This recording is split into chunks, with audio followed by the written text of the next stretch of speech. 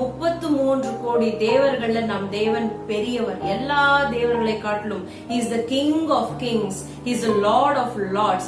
அப்படி ஒரு நிறைவான மகத்துவம் வாய்ந்த தேவன், வானத்தையும் பூமியும் உண்டாக்கின சர்வ வல்லமை உள்ள தேவன், ஒரே தேவன், மெய்யான ஒரே தேவன். பாருங்க, இந்த தேவனுடைய சொந்த பிள்ளைகளாய் நாம் இருக்கிறோம். எவ்வளவு ஸ்லாக்கியம் பெற்றவர்களா இருக்கிறோம். இதற்கு ஒரு வசனம் நான் வாசித்து காண்பிக்கிறேன். கொலோசியர் 3வது அதிகாரம் முதல்ல இருந்து வாசிக்கிறேன். நீங்கள் கிறிஸ்துவுடனே எழுந்தது உண்டானால் கிறிஸ்து தேவனுடைய வலது பாரசத்தில் வீற்றிருக்கும் இடத்தில் உள்ள மேலானவைகளையே தேடுங்கள், பூமியில் உள்ளவைகளை அல்ல, மேலானவைகளையே நாடுங்கள். ஏனென்றால் நீங்கள் மரித்தீர்கள், உங்கள் ஜீவன் கிறிஸ்துவுடனே தேவனுக்குள் மறைந்திருக்கிறது.